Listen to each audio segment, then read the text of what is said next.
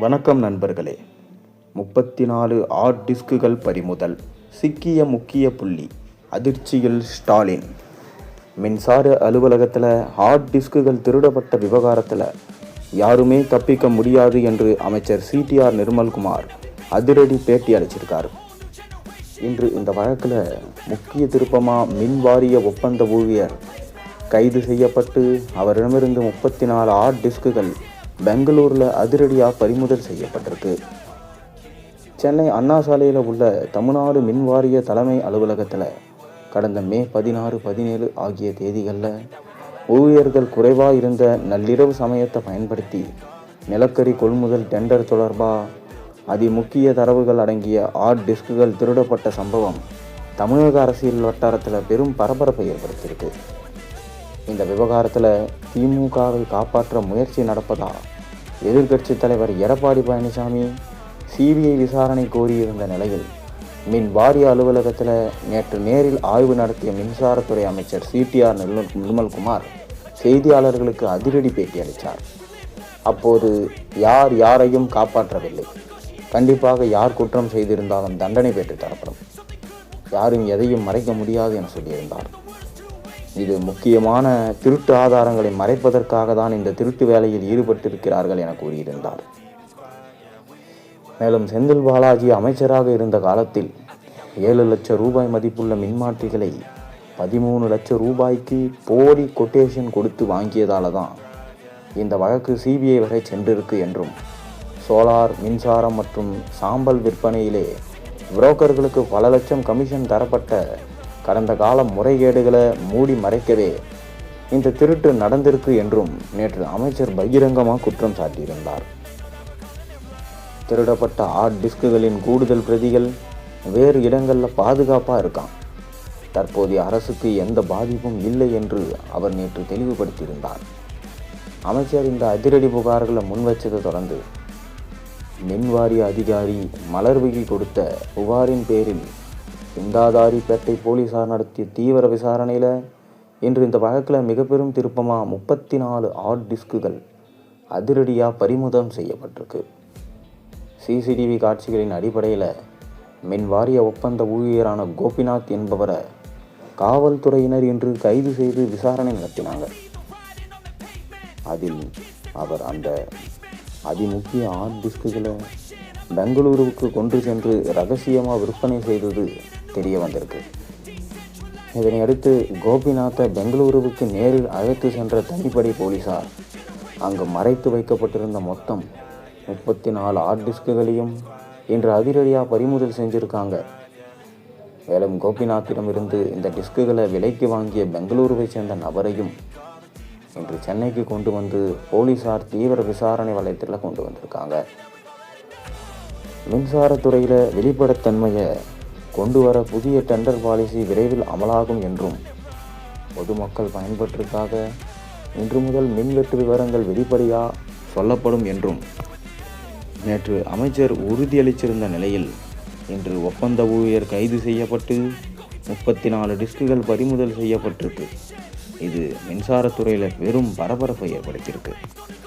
மேலும் திருடப்பட்ட ஹார்ட் டிஸ்க்குகளில் நிலக்கரி கொள்முதல் ஒப்பந்தங்கள், ஏற்கனவே நடைபெற்ற முறைகேடுகள் தொடர்பான தரவுகள் சேமித்து வைக்கப்பட்டிருந்தது என்பதனால மின்சார வாரியத்தில் ஏற்கனவே நடைபெற்ற ஊழலுக்கான ஆதாரங்களை அழிப்பதற்காக நடந்த சதியாக இருக்கக்கூடும் என்று தற்போது ஐயம் ஏற்பட்டிருக்கு.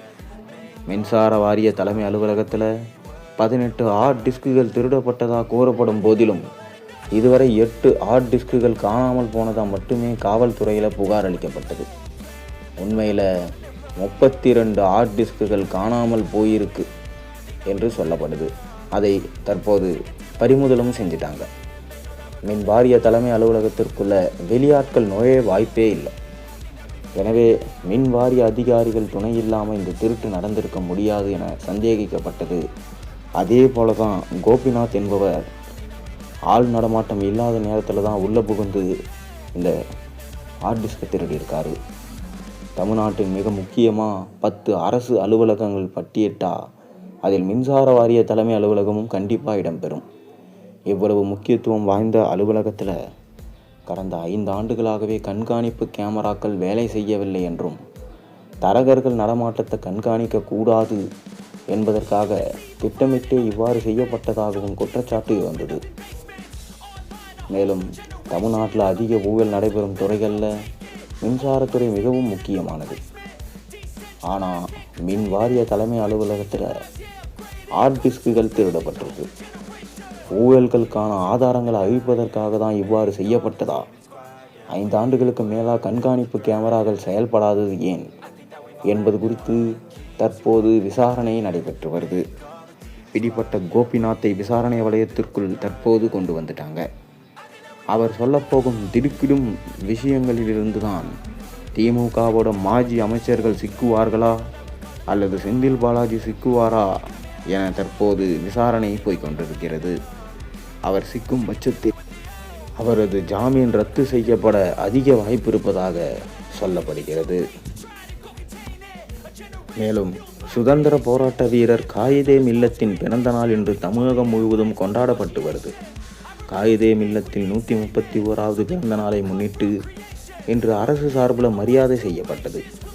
தமிழகம் முழுவதும் காயிதே மில்லத்தின் நல்லிணக்கணத்தையும் புகழையும் சேர்க்கும் வகையில் பல்வேறு அரசு கல்லூரிக்கு அவருடைய பெயர் சூட்டப்பட்டிருக்கு. அதேபோல் நூலகத்திற்கும் அவர் பெயர் சூட்டப்பட்டிருக்கு. இன்று சென்னை திருவல்லிக்கேணி வாலாஜா பெரிய பள்ளிவாசலில் உள்ள காயிதே மில்லத் துயிலிடத்தில் பல்வேறு கட்சியினர் சார்பில் மரியாதை செலுத்தப்பட்டது.